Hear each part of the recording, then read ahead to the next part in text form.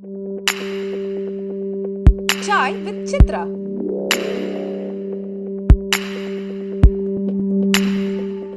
முதல் படத்துடைய படப்பிடிக்கும் போது விஜயோட பயணத்தில் உங்களால் மறக்க முடியாதுன்னு எதை சொல்வீங்க? கிளைமேக்ஸ் சார் என்னால் மறக்கவே முடியாது. கிளைமேக்ஸ் நாங்கள் என்ன பண்ணோன்னா, அந்த பீரியடில் வந்து பார்த்தீங்கன்னா உங்களுக்கு ஃபுட்டேஜ்லாம் வந்து 400 ஃபீட் தான் கேனன். ஆமாம். அப்போ என்னன்னா மிச்சல் மட்டும் தான் 1000 ஃபீட் இருக்கும் அந்த டைமில்.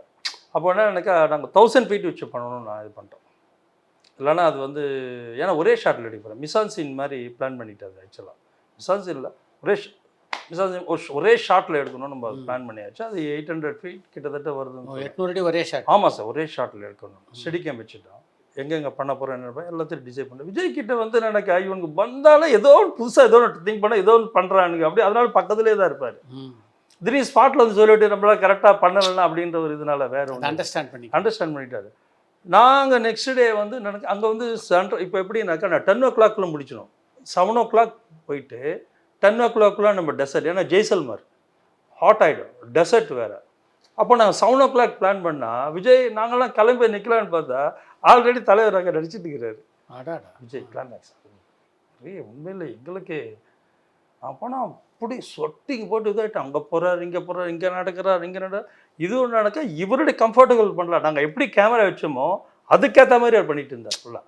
பிரில்லியன்ட். அப்போ அதுதான் எங்களுக்கு பெரிய நாங்கள் கேட்டேன், விஜய் நீங்கள் நடிக்கும்போது நீங்கள் எதுவுமே நீங்கள் பாட்டு நீங்கள் வேலையை பாருங்கள், நான் என் வேலையை பார்க்குறேன் அப்படின்ட்டு ஒரே ஷாட் முடிச்சிட்டார். 7:30 முடிச்சு போச்சு சார் கிளைமேக்ஸு. சூப்பர். அதுக்கப்புறம் ஓடுறது கிறது வரதெல்லாம் நாங்கள் அங்கெல்லாம் வந்து எடுத்து வந்து அந்த ஒரே ஷாட்டில் அடிச்சு முடிச்சிட்டார். அந்த ஒன்று என்னென்னா நிறைய எக்ஸ்பிரஷன் பண்ணோம். அந்த பொண்ணுக்கிட்ட கெஞ்சணும், பேசணும், என்ன நடந்ததுன்னு தெரியுமா பேசணும், அவள் அடித்தவொடனே அழணும், அழுது அவகிட்ட கெஞ்சணும், நிறைய எக்ஸ்பிரஷன் இதில் உண்டு ஒரே ஷாட்டில் இருக்கும். படத்தினுடைய வெளியீட்டுக்கு முன்னால் விஜய் படத்தை பார்த்துட்டு என்ன சொன்னேன்? நாங்கள் பண்ண 60% 60 to 70% தான் அந்த படம் நாங்கள் பண்ணியிருக்கோம். 30% இல்லை. ஏன்னா அது எடிட்டில் வந்து எஸ்ஐ சார் பயந்துட்டார், வேணான்ட்டார். ரொம்ப நெகட்டிவாக இருக்கு பையன் லைஃப். ஏன்னா காதலுக்கு மரியாதை சூப்பர் டூக்கர் ஹிட், பாசிட்டிவ் ஹீரோவாக வளர்ந்துட்டு இருக்காரு. வளர்ந்துட்டு பெரிய லெவலில் போயிட்டு இருக்கும்போது விஜய் வந்து ஆனால் விஜய் வந்து ஷோ பார்க்க வர்றாரு. அந்த ஷோ அது தூக்கிட்டாங்க. ஒரு சீன் ஃபஸ்ட்டு ஒரு இடத்துல வரும்போது செகண்டாக வரும்போது ஷார்ட் வரும்போது தூக்கிட்டான்னு தெரிஞ்சு எழுந்து போயிட்டார். ரொம்ப கோவப்பட்டார். எனக்கு அது வேணும். ஆக்சுவலாக கிளைமேக்ஸில் வந்து விஜய் வந்து சாகணும். நிறைய பேர் சொல்கிறாங்க சாகக்கூடாது விஜய் அப்படின்னு. ஆனால் விஜய் ரொம்ப பிடிவாதம் இருந்தார். அது மீறி அவங்க அம்மா சொல்லிட்டாங்க இந்த கேரக்டர் சாகணும் தான் ஜஸ்டிஃபை ஆகும், நீங்கள் ஏதோ புள்ளன்றதுக்கு அதெல்லாம் பார்க்க தேவையில்ல அப்படின்ட்டு மேடம் ஷோபா மேடம் சொன்னாங்க. நீங்கள் ரெண்டையும் ஷூட் பண்ணியிருந்தீங்க? இல்லை, நாங்கள் அப்புறம் ரெண்டாவது திருப்பி ரீஷூட் பண்ணோம். அப்படியா? முதல்ல பாசிட்டிவாக தான் எடுத்துகிட்டு இருந்தோம். ஆனால் எங்களுடைய இது ஃபுல்லாக தான். ஆனால் ஒரே ஒருத்தர் மட்டும் சாரோட தெரிஞ்சவங்க எல்லாருமே ப்ரொடியூசர் சைடில் எல்லாருமே பாசிட்டிவ் இருக்கிறாங்க. ஆனால் நெகட்டிவ் தான் நாங்கள் சொல்லிட்டு இருந்தோம், முடியவே முடியாதுன்ட்டாங்க. பட் அவங்க அம்மா சொன்னாங்க திருப்பி ரீஷூட் பண்ணோம். திரையரங்கில் படத்தை பார்த்தப்போ எப்படி இருந்தது? ஒன்று மட்டும் சொல்லிட்டாரு, எல்லாம் எஸ்ஐசி சொல்லிட்டாரு, இன்ட்ரோ பிளாக்கில் பேரை மாற்றி முடித்த உடனே அதை அக்செப்ட் பண்ண ஒன்று. ரெண்டாவது மாமனாரை விஜய் வந்து ஃபேமிலி ஆடியன்ஸ் ஞாபகம் வச்சுக்கலாம். நீ வந்து மாமனாரே தூக்கி போகிறான்னு சொல்கிற, அது தூக்கி போடும்போது ஆடியோ சைலண்ட்னா படம் ஓடாதுப்பா அப்படின்ட்டு. அதெல்லாம் அதை தூக்கி போடும்போது தேட்டரே எழுதிட்டு ஆமாம் சார் தெரிச்சதில்லை அந்த சீனுக்கு கிளாப்ஸு. கண்ணு முன்னால நீ பிரியாவை தொடக்கூட முடியாதா?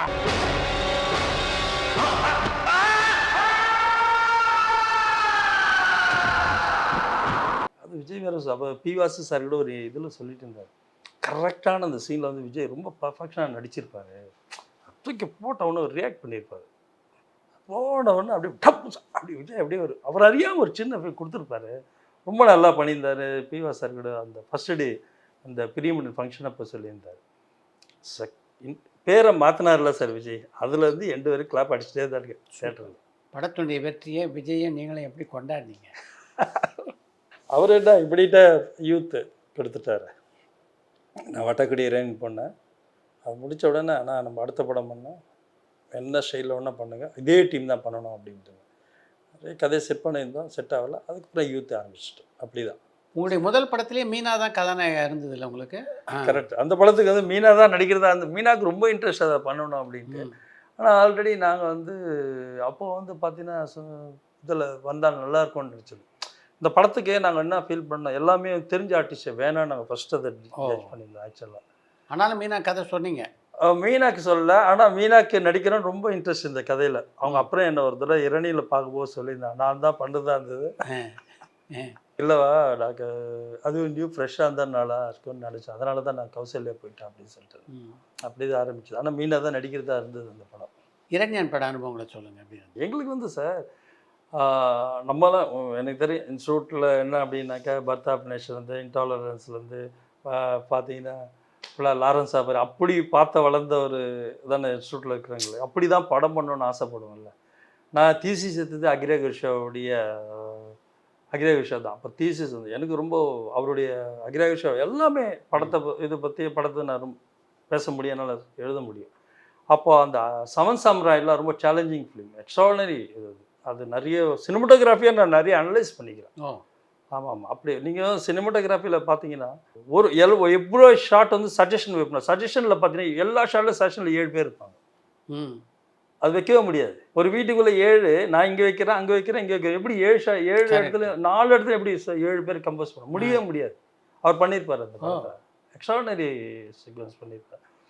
அப்போது எனக்கு என்ன அப்போது வந்து நாங்கள் விஜய் சார் சொல்லிட்டார், நீங்கள் அடுத்து எங்களுக்கு கதை ரெடி பண்ணுங்க அப்படின்ட்டார். நான் ரெடி பண்ணிட்டு போயிட்டே இருக்கிறோம். அப்போ எல்லாமே சொன்னாங்க, நீங்கள் வந்து நம்ம கம்பெனிக்கு அஜித் சார் ஒரு டேட் இருக்குது, அஜித்துக்கு ஒரு கதை ரெடி பண்ணுங்க அப்படின்னு சொன்னாங்க. அப்போ நாங்கள் உட்காந்து செட் கதை பேசிட்டு இருக்கிறோம். இதுக்குள்ளே பெரிய தெலுங்கு பண்ணுறதுக்கு ஒரு ஆஃபர் வந்து பவன் கல்யாணம் வச்சு ஒரு வயசானவர் எனக்கு தெரிஞ்சு கிட்டத்தட்ட ஒரு 70 வயசு இருக்கும். ஒரு அழுக்கு வெயிட்டு அழுக்கு சட்டை விட்டு இது என்ன பார்க்கணும் டெய்லி வந்துட்டு இருக்கிறார். சொல்லுவேன், என்னப்பா என்ன பார்க்குறேன் அப்படின்னு வர சொல்ல பார்த்தீங்கன்னா, இது மாதிரி தம்பி இரணியன்னு ஒரு கதை ஒன்று என்கிட்ட இருக்கேன். சரி என்ன தான் கதை சொல்லணும்னு நாங்கள் கேட்டோம். அவர் தான் அந்த கதையை சொல்லும் போது தான் தெரிஞ்சு இப்படி ஒரு ஹிஸ்ட்ரி தமிழ் இருந்திருக்கா. எல்லாத்தையும் ஒதுக்கிட்டு நாங்கள் ஆரம்பித்த படம் தான் அந்த இரணியன் அந்த கதை. ஆமாம், அவர் அந்த கதை அந்த அளவு உங்களுக்கு ஈர்த்துருக்கு. ஆமாம் சார், எல்லாருமே எடுத்து நாங்கள் ஏதோ சும்மா வந்தார் ஒரு மாதிரியாக இருந்தார் அப்படின்னு பார்த்தோன்னா, முதல்ல சாப்பிட்டீங்களா சாப்பிட்டு முடித்த உடனே சொன்னார் 3 hours அந்த கதையை சொன்னார். அவர் என்னன்னாக்கா ஒரு 20-25 வருஷமாக அந்த கதையோட வாழ்ந்துருக்காரு. 25 years. அவர் என்னன்னா அவருடைய ஏஜுக்கும் அவரை வந்து யாருமே அவர் வந்து சந்திக்கலை, அதான் உண்மை. அவருடைய சார் அப்புறம் என்ன பண்ணலாம், எல்லா கதையும் தள்ளி வைப்போம், இதை பண்ணோம் அப்படின்ட்டு ஆரம்பித்தோம். சரி இதுக்கு யார் ஹீரோ அப்படின்னு முரளி சார் அப்போ நம்மள ஒரு சில இதிலலாம் இன்டர்வியூலாம் படத்தை பற்றி பேசியிருந்தா அவர்கிட்ட சொன்னோம், இம்மிடியேட் நான் பண்ணுறேன் அப்படின்ட்டு. அப்படி ஆரம்பித்த படம் தான் வாட்டா கிடையாது.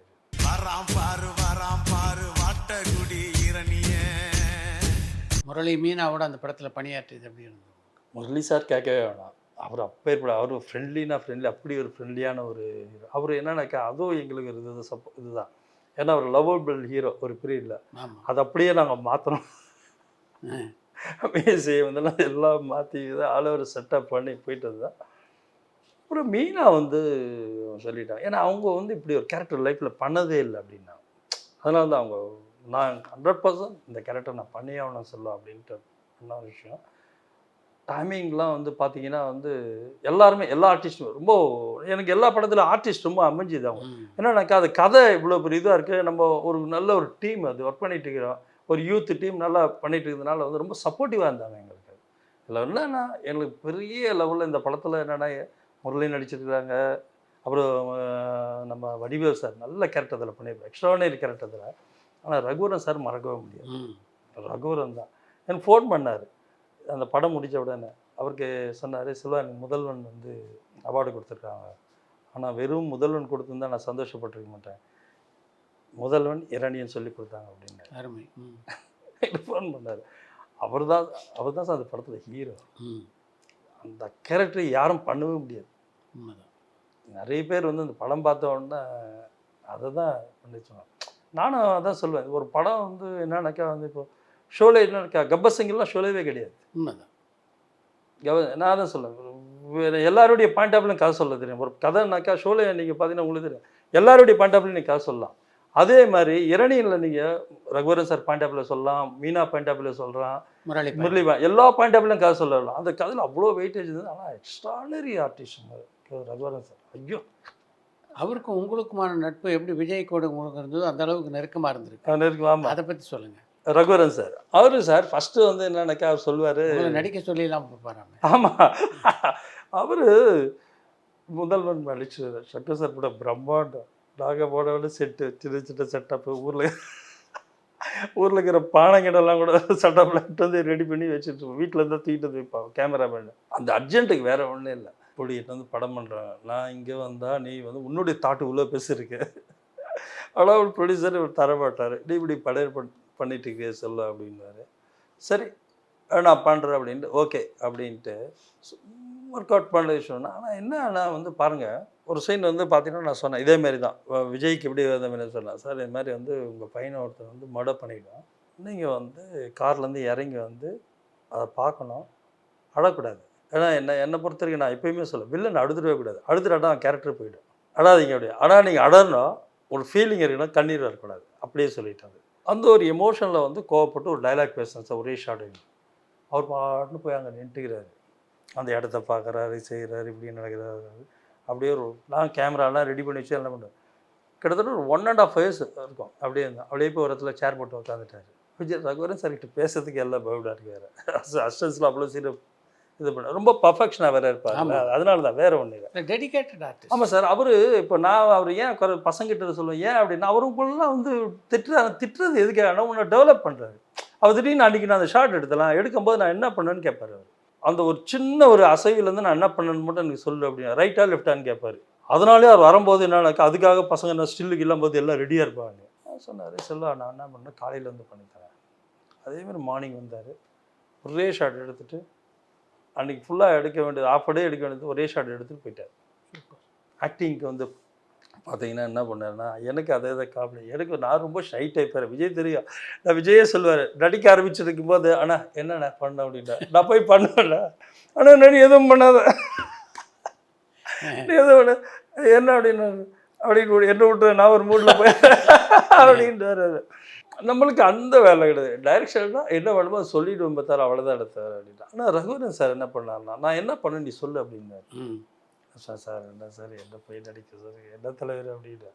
இல்லை நீ பண்ண அப்படிங்கும்போது அப்படியே நான் வருவேன் உட்கார நான் பாட்டாரகரையாக தான் பண்ணிகிட்டு இருவேன். உட்காருக்கும்போது என்ன அறியாமல் ஒரு மேனேஜர் தூக்கி காலை தூக்கி இப்படி மேலே வைக்கிறது இப்படி பண்ணுறது அப்படி பார்ப்போம். அப்படியே நில்லு அப்படின்வார். நீ கிளம்பு அப்படின்றார். அதேமாதிரி காலை தூக்கி வச்சுட்டு இங்கே வச்சுட்டு ஒரு இடத்துல இருக்க சபையில் எல்லாரும் ரொம்ப இப்படி தானே இருப்பாங்க. அவர் அதை மீறி காலை இப்படி தூக்கி வச்சுட்டு ஒரு தெனாடில் திமிராடி அப்படியே தான் உட்காருவாங்க. அது என்ன சொல்கிறேன்னா உனக்குள்ளே மைண்டில் ஏதோ ஒரு விஷயத்தை வரும் அதை நான் எடுத்துக்கிறேன் வேறு ஒன்றும் இல்லை சொல்லுவா எனக்கு ஒரு ஐடியா இருக்குது அப்படின்ட்டு. அது அவர் தான் சொல்லி கொடுத்த விஷயம். ஆக்டிங்னா வந்து என்னென்ன என்ற விஷயம் வந்து அவர்கிட்ட நான் கற்றுக்கிட்டேன். அதுக்கப்புறம் வர ஆர்டிஸ்ட்கிட்ட நான் சொல்லி தருவேன். ரகுவரன் மாதிரி நீங்கள் பணியாற்றி இன்னொரு முக்கியமான நடிகர் மணிவண்ணன்.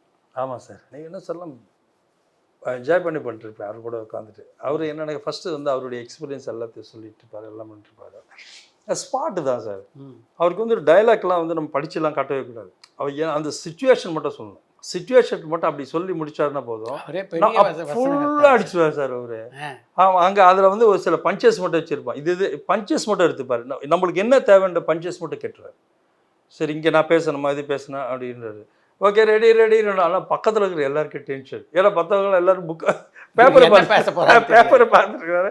இவர் பேசுறது கவுண்டர் அடிக்கிறோம். அதில் ஒரே ஒரு ஆள் யாருனாக்கா பயங்கரமாக கவுண்டர் கொடுப்பாருக்க விஎம் சனீபா. ஐயோ விஎம் சனீபா இவர் என்ன பேசுனா டப்புன்னு அடிச்சுடுவார். விஎம் சனீபா அவரும் டேரக்டர்.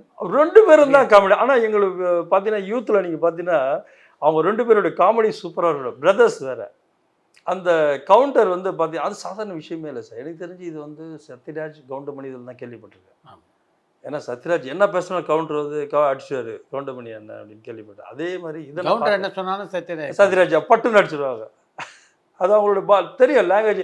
இவர் என்ன பேசுவாருன்னு இவங்களுக்கும் தெரியும். இதுக்கு நடுவில் அஜித் கதை பண்ண சொல்லி எல்லாமே சொன்னாங்களே அது என்னாச்சு? அஜித் சார் உண்மையிலே இந்த பிரீமிடன் பார்த்துருக்காரு சார்.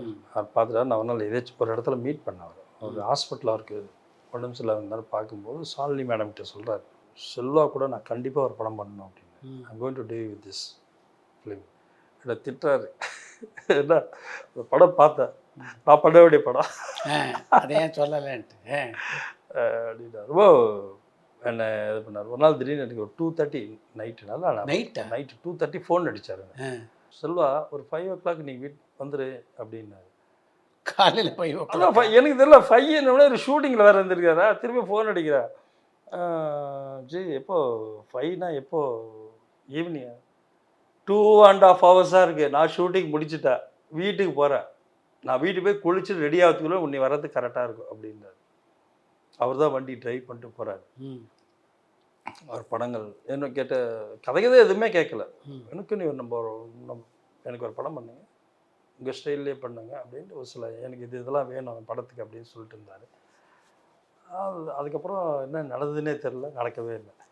அதுக்கு என்ன காரணம் நம்மளுக்கு புரியல. நான் சரி ஓகே. அதுக்கப்புறம் விஜயோட யூத்துக்கு வந்துட்டேன். யூத் பட அனுபவத்தை சொல்லுங்கள், எப்படி இருந்தது? நான் இரணியன் பண்ணிட்டு இருந்தேன். அது நிறைய பிரச்சனை, சட்டத்துக்கெல்லாம் நிறைய இருக்கு. 2800 அடி வேற தூக்கிட்டாங்க, ரொம்ப பிரச்சனை. பேர் வேறு மாற்றி பேரை மாதிரி எல்லாம் இதில் இருக்கும்போது பார்த்தீங்கன்னா எஸ்ஐசி சாரை நான் சும்மா கேஷுவலாக பார்ப்பேன். அவர் படம் பார்த்தாரு, இரணியன் பார்த்துட்டு என்னப்பா இப்படிலாம் படம் பண்ணுறீங்க நீங்கள் அப்படின்ட்டு இருந்தார். ரொம்ப பிடிச்சதா இருக்குது சொல்லிட்டு இருந்தார். என்ன பண்ணுறாருன்னாரு. இல்லை சார் அதான் அடுத்து என்ன, நீ இம்மிடியட்டாக விஜய் பாரு, விஜய் வந்து உன்னை பற்றி பேசிகிட்டு இருக்கிறாப்புல, செல்வா என்ன பண்ண கேட்டுருந்தாப்புல, நீ இம்மிடியட்டாக பாரு ஒரு ப்ராஜெக்ட் வந்துருக்கு அப்படின்னாரு. நான் விஜய் சார்கிட்ட போய் நான் பார்த்தேன். ஆனால் நான் ஒரு கதை கேட்டேன்னே, நல்லா இருந்தேன், அந்த கதையை நான் பண்ணலாம் நினைக்கிறேன், அதை நீங்கள் இன்னும் டைரக்ட் பண்ணிடுங்க அப்படின்னாரு. அப்பாவும் அதான் சொல்லிட்டு இருந்தார் அப்படின்ட்டு. அப்படி ஆரம்பித்த படம் தான் யூத்து. ஆனால் ப்ரொடியூசர்ஸ் என்ன நடக்கா, அதுக்கு முன்படம் இரணியன் பண்ணிக்கிறாரு, பிரியமுடன் பண்ணால் இரணியன் பண்ணார். போய் வேற ஒரு டேரக்டர் பண்ணான்னு, ஏன்னா அவங்க தெலுங்கு குரூப்பு, எதனா பெரிய டேரக்டர்ஸ் போட்டு அப்படி இப்படின்னு தான் அவங்களுடைய ஐடியாவில் இருந்தது, பெருசாக பண்ணணும் அவங்க படத்தை அப்படிங்கும்போது எஸ்சி சார் வந்து டெய்லி போய் அங்கே உட்கார லெட்ஜப். அது அப்புறம் தான் நான் கேள்விப்பட்டேன். ஆமாம் செல்வா தான் பண்ணணும், செல்வா தவிர வேறு யாரும் கிடையாது. ஏன்னா விஜய் விஜய் வந்து ரொம்ப ஸ்ட்ரெஸ் பண்ண மாட்டார். ஆனால் விசன்ஸில் வேணும்னு சொல்லிட்டாரு. நான் டெய்லி வந்து எஸ்ஐ சார் வந்து விஜய் சாப்பிடும்போது லஞ்சு போகும்போது என்னடா எல்லாம் போயிட்டுருக்கியா, சாப்பிட்டியா அப்படின்னு பேசி அடுத்து இதெல்லாம் கதை கேட்டேன். சரி செல்வா தான் ரொம்ப இதை சொல்லி ஆகணும். ஏன்னா அது நன்றி விசுவாசம் தான், வேற ஒன்று. என் மேலே வந்து அவர் வந்து உங்க மேலே ஒரு அக்கறை இருந்தது, அக்கறை மாதிரியே அவங்க அப்பாவுக்கும் இருந்தது. அதை பண்ண வச்சார் அவர். விஜயை நான் மறக்கவே முடியாது. அப்படி தான் அந்த யூத்து படம் ஆரம்பிச்சது. ஆனால் யூத்து படம் முடிகிறதுக்கு முன்னாடி விஜய் எனக்கு அடுத்த படம் சொல்லிட்டார். ஆமாம், நான் அடுத்து ஒரு படம் பண்ணுறது தான் இருந்தது. ஆனால் நான் என்ன சொன்னேன்னா, யூத்து படம் சேம் இப்போ கதையை தான் வந்து உல்ட்டா பண்ணிப்பேன், இந்த கதை நல்லா இருக்காது, வேறு எதுனா பண்ணலாம் விஜய் நம்ம அப்படின்னு சொல்லிட்டு விஜய் சார் கிட்ட பண்ணுங்கண்ணா நீங்கள் இதை அப்படின்னாரு. இதை விட நம்ம வேறு கதை ஒன்று ரெடி பண்ணலாம். விஜய் சார் சொன்னார், நான் ஒரு படம் பார்த்துக்கிறேன், அந்த படம் பண்ணலாமா அப்படின்னு. சார் அது ஒன்றா பண்ணலாம் அப்படின்னு சொல்லிட்டு இருந்தேன். அதனால் படம் பண்ணுறதுக்கு முன்னாடியே எனக்கு விஜய் சார் வந்து யூத்து நடந்துட்டு இருக்கும்போது அடுத்த படம் எனக்கு சொல்ல. ஆனால் வந்து ஒரு சிச்சுவேஷனால நாங்கள் பண்ணலாம். ஆனால் அவர் வந்து ரொம்ப எனக்காக வந்து எதுவாக இருந்தாலும் நம்மளை கேட்பார், எதனா படம் பார்த்துட்டா நான் படம் பார்த்துட்டேன் எப்படி பண்ணலாமா அப்படின்னு கேட்பாரு. அவ்வளோ இம்பார்ட்டன்ஸ் எனக்கு கொடுத்துருக்காரு விஜய் சார். ஏன் அந்த படம் நடக்கலை? அதான் சார் நான் என்னன்னா சார், கதை ஒரே கதை சார், யூத்து மாதிரி ஒரே கதை சார். அந்த படம் கண்டிப்பாக நான் வந்து பேரை சொல்லணும்ல, அந்த படம் எடுத்தாலும் ஓடி இருக்காது சொன்னேன். கண்டிப்பாக அது ஓடலை. அந்த படம் நான் விஜய் சார் ரொம்ப ஸ்ட்ரைட்டாக சொல்லிவிடுவேன். அவருக்கு என்கிட்ட பிடிச்ச ஒரு விஷயம் அதுதான். நான் என்னன்னாக்கா விஜய் சார்கிட்டே சொல்லுவேன், உங்ககிட்ட கதை சொல்கிறதுக்கு ப்ரொடியூசர்ஸு இவ்வளோ பெரிய டேரக்டர்ஸ் கதை சொல்லி வெயிட் பண்ணிட்டுருக்காங்க. ஆனால் நான் சொல்கிறேன்னா இந்த படம் ஓடாது, ஏன்னா நான் ஒரு ஃப்ளாப் ஒன்று கொடுத்துடக்கூடாது அப்படின்னு நான் ரொம்ப கவனமாக இருந்தேன். அதே மாதிரி பர்சனல் அக்கறை எனக்கு விஜய் சார் நல்லபடியாக வரணும், அவருடைய படம் ஃப்ளாப் ஆகக்கூடாதுன்ற ஒரு இதுதான், வேறு ஒன்றுமே கிடையாது. இதை நான் ஸ்ட்ரைட்டாக விஜய் சார்கிட்டே சொல்லியிருக்கேன். 3 படம் அந்த மாதிரி நடந்தது, உங்களுக்கு தெரியாது. 3 படம் லைஃப்பில் விஜய் சாரை நான் விஜய் சார் என்னை ஸ்ட்ரெஸ் பண்ண இது பண்ணலாம் அப்படின்னு வர நான் சொல்லியிருக்கேன் பண்ணாது அப்படின்ட்டு. நீங்கள் சொன்ன மாதிரி இந்த படம்லாம் ஓடலை. 3 படம் ஓடல, விஜய் சார்கிட்டே சொல்லியிருக்கேன். அதை எப்போ விஜய் அப்புறம் பகிர்ந்துக்கிட்டார்? நிறைய தடவை சொல்லிக்கிறேன், விஜய்க்கே தெரியவா சொல்லிக்கிறேன், விஜய் சார்கிட்ட சொல்லிக்கிறேன். இந்த நீங்கள் என்ன படம் சொன்னீங்களோ அதை நான் பண்ணதான் 3 படம் ஓடல விஜய் சார் அப்படின்னு. ஏன்னா எனக்கு தெரியும் விஜய் சாருடைய பல்ஸ் அது. அவருக்கு ஒரு சில ஒன்றுமே கிடையாது. விஜய் சாரை பொறுத்த வரைக்கும் என்னன்னாக்கா அவருடைய ஆடியன்ஸும் சரி ஜென்ரல் விஜய் சார் அப்படி பேசுகிறோம், ரஜினிகாந்த் ஃபார்மேட் தான், வேறு ஒன்றுமே கிடையாது. யூத்தில் இந்த ஆள் தோட்ட பூபதி பாட்டு எப்படி அமைஞ்சது? இன்னி வரைக்கும் கொண்டாடப்படுற ஒரு பாட்டு. சாங் வந்து கம்போஸ் பண்ணிட்டோம், ஆனால் பல்லவி மட்டும் மாட்டவே இல்லை எங்களுக்கு. வாலி சார் தான் லிரிக் அது பண்ணுறோம், மிஸ்கின் நம்ம அசிஸ்டண்ட் அதில் வேறு. பாடலாசிரியர் மாலிருந்த வந்து வாலிக்கிட்ட சொன்னீங்களா? வாலி சார்கிட்ட சொல்லியிருந்தா நாங்கள் வந்து அங்கே இருக்க முடியுமா? ஒரு நாள் ரஹ்மான் சார் ஸ்டுடியோவில் ஒரு லிஃப்ட்லேருந்து இறங்கணும் ஓப்பன் பண்ண அவர் தான். எப்படி அந்த பாடலுக்கு சிம்ரனை தேர்ந்தெடுத்தீங்க? ஒரு ஃபீமேல், இது பப்புனால ஒரு ஃபீமேலாக போடலாம் அப்படின்னு வச்சுது. எனக்கு என்னன்னா அப்போ நிறைய ஆர்டிஸ்ட்லாம் இருந்தாங்க. ஆனால் என்னன்னாக்கா விஜய் சார் காம்பினேஷனில் வந்து பார்த்தீங்கன்னா சிம்ரன் ஹிட். பரபரப்பான சினிமா செய்திகள், நட்சத்திரங்களின் பேட்டிகள், சினிமா வரலாறு ஆகியவற்றை பார்க்கவும் படிக்கவும் உங்களுக்கான இணையதளம் tourandtalkies.co.